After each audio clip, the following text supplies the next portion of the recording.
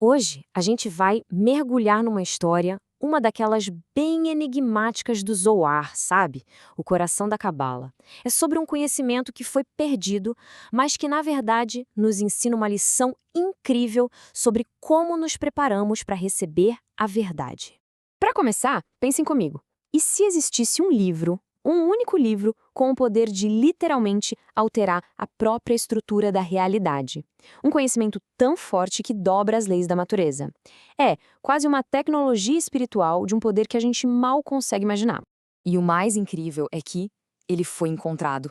Sim, depois de séculos escondido, contra toda e qualquer lógica, esse livro lendário apareceu.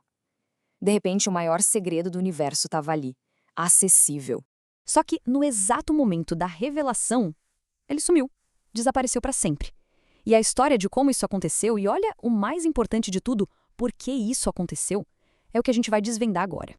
Tá, mas o que tinha nesse livro, afinal? O que é que o tornava tão poderoso a ponto de mexer com a realidade?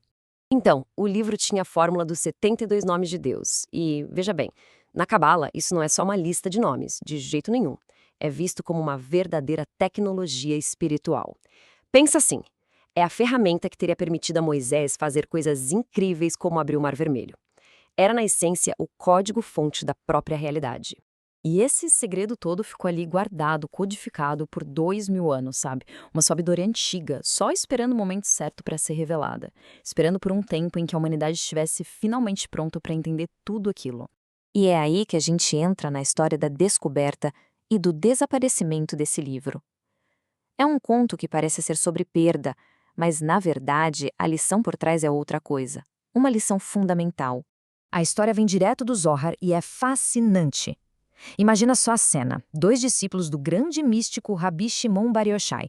Eles estão lá, explorando uma caverna e acham o livro, escondido entre as rochas. Dá para imaginar a sensação, o espanto de encontrar um manual de instruções do universo. Claro que eles mergulharam de cabeça no estudo na mesma hora. E aí vem o clímax. No meio do estudo acontece algo totalmente sobrenatural. Uma língua de fogo, sabe? Um fogo divino surge do nada e simplesmente arranca o livro das mãos deles. Ele não queima, não vira cinzas. Não, ele é levado. Completamente confusos, claro, os discípulos correm até o mestre deles, o grande Rabi Shimon. E a explicação que ele dá é o ponto-chave de toda essa história. Aquilo não foi um acidente, não foi um castigo, foi uma mensagem. Uma mensagem sobre a preparação da humanidade. E aqui que fica a grande pergunta, né? Por que revelar um segredo tão poderoso para logo em seguida tirar ele de cena? Qual o sentido disso? A resposta para isso revela um dos conceitos mais profundos e importantes da Cabala. Então, a explicação para tudo isso está numa metáfora. A metáfora do vaso, ou keli, em hebraico. E olha, essa é uma ideia que muda completamente o jeito de enxergar o conhecimento e o crescimento espiritual. Para a gente entender, a analogia é bem simples, na verdade.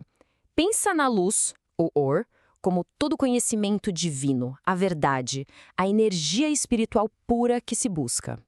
E o vaso, o kli, somos nós. É a nossa consciência, a nossa capacidade de receber essa luz. E claro, para poder conter essa luz toda, o vaso tem que ser forte, tem que estar preparado. Porque se o vaso não está pronto, se ele está, digamos, rachado pelo egoísmo, cheio de intenções só para si mesmo, a intensidade da luz é tão grande que ela simplesmente quebra o vaso. Aquele conhecimento que deveria iluminar, que deveria curar, acaba, na verdade, queimando o buscador. Gera caos, gera destruição, ao invés de crescimento. Então, aqui está o ponto crucial de tudo. Aquele fogo que levou o livro não foi um castigo, de jeito nenhum. Foi uma proteção. Uma proteção para a humanidade que, como um todo, ainda não tinha um vaso coletivo pronto para aquele poder. Receber uma luz daquela intensidade sem a devida preparação interna ia gerar mais escuridão do que luz. Simples assim. Ok, isso tudo nos leva para a parte prática, né? Se o grande problema é o vaso despreparado, a pergunta óbvia é: como é que se prepara esse vaso? Bom, segundo textos cabalísticos, um vaso despreparado é basicamente um vaso cheio de egoísmo. Sabe, é aquela consciência que está sempre focada em o que eu levo de vantagem. É uma mente que funciona como um solo seco, que só quer receber para si mesma. Fica presa na lógica do mundo material e por isso não consegue aguentar uma verdade que vai muito além disso. Então, a preparação é todo um trabalho interno. Primeiro, é preciso purificar a intenção, ou seja, buscar o conhecimento não para ganho pessoal, mas com a vontade de se corrigir, de se conectar com algo maior. Depois, vem a prática. Mudar aquela tendência de receber só para mim, para receber para poder compartilhar.